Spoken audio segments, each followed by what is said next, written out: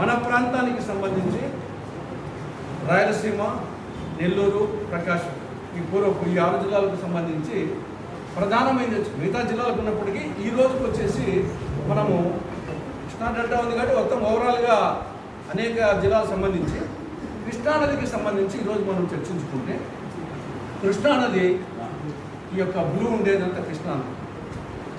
ఇది మహారాష్ట్రలో పడమటి కనుమల్లో మహాబలేశ్వరం దగ్గర పుట్టి మహారాష్ట్ర, కర్ణాటక, తెలంగాణ, ఆంధ్రప్రదేశ్ ఈ 4 రాష్ట్రాల గుండా 1440 కిలోమీటర్లు ప్రవహించి కృష్ణా జిల్లాలో హంసలదీవి దగ్గర బంగాళాఖాతంలో కలుస్తుంది. ఇది కృష్ణానదికి సంబంధించి 4 రాష్ట్రాలు. ఇక్కడ కృష్ణానదికి సంబంధించి బచావత్ అవార్డు, బచావత్ ట్రిబ్యునల్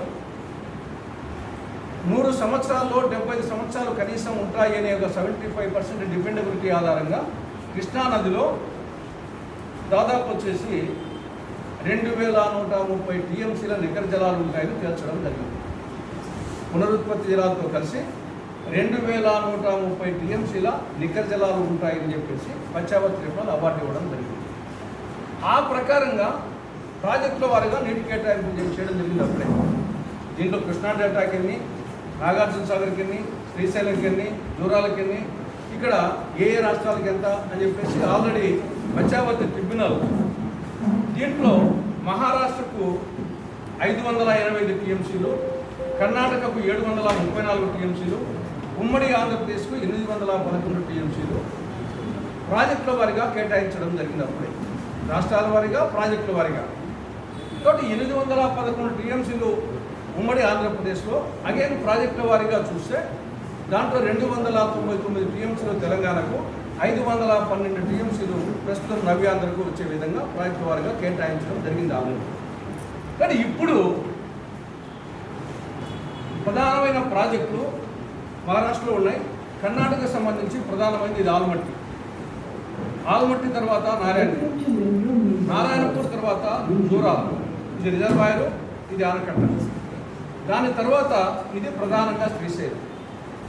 రాయలసీమ జిల్లాలకు సంబంధించి నెల్లూరు, ప్రకాశం, రాయలసీమకు సంబంధించి ఇది ప్రధానంగా శ్రీశైలం. శ్రీశైలం ఇది రిజర్వాయరు, ఇది ఆనకట్ట.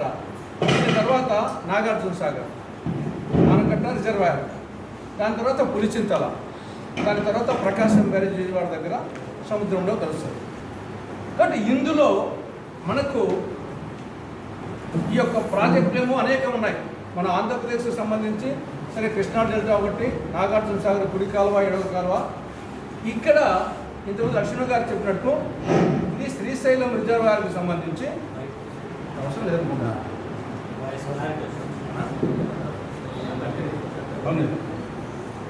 శ్రీశైలం రిజర్వాయర్కి సంబంధించి ఇది పోతిరెడ్డిపాడు, ఇది పోతిరెడ్డిపాడు హెడ్ రెగ్యులేటర్.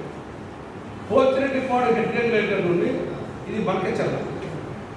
ఈ బంకచర్ల వరకు పెద్ద కాలం వచ్చి ఇక్కడ 3 భాగాలుగా పోతుంది. ఒక భాగం తెలుగుగంగ, ఒక భాగం గాలేనగిరి ఎస్ఆర్బిసి, మూడవది కేసీ కెనాల్కు ఎస్కేప్ ఛానల్. కాబట్టి ఇది శ్రీశైలం రిజర్వాయర్. ఇక్కడ పోతిరెడ్డిపాడు వచ్చేసి 841 అడుగుల ఎత్తులో ఉంది. దాని పైన నీళ్లు ఉంటేనే పోతిరెడ్డిపాడుకు గ్రావిటీ ద్వారా నీళ్ళు వస్తాయి. ఇది 841 ఫీట్లో ఉంది హైట్. కాబట్టి ఇక్కడ పోతిరెడ్డిపాడు, బనకచెల్ల నుండి ఇదేమో ఎస్ఆర్బిసి గాలేనగిరి, ఇదేమో తెలుగుగంగ, ఇదేమో కేసీ కెనాల్ ఎస్కేప్ ఛానల్. తర్వాత వచ్చేసి ఇది హంద్రీనివా. అంటే పోతిరెడ్డిపాడు సంబంధంగా శ్రీశైలం రిజర్వాయరే కానీ ఇది హంద్రీనివా, ఇది వెలుగొండ.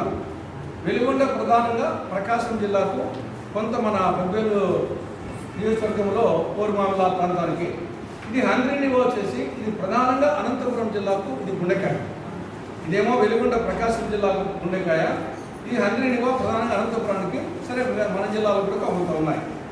దీంట్లో గాలేరునగిరి అనేది ఎస్పెషల్లీ ప్రధానంగా కడప, అన్నమయ్య, చిత్తూరు, తిరుపతి జిల్లాలకు సంబంధించి ఈ గాలేరునగిరి అనేది అతి ప్రధానమైనది.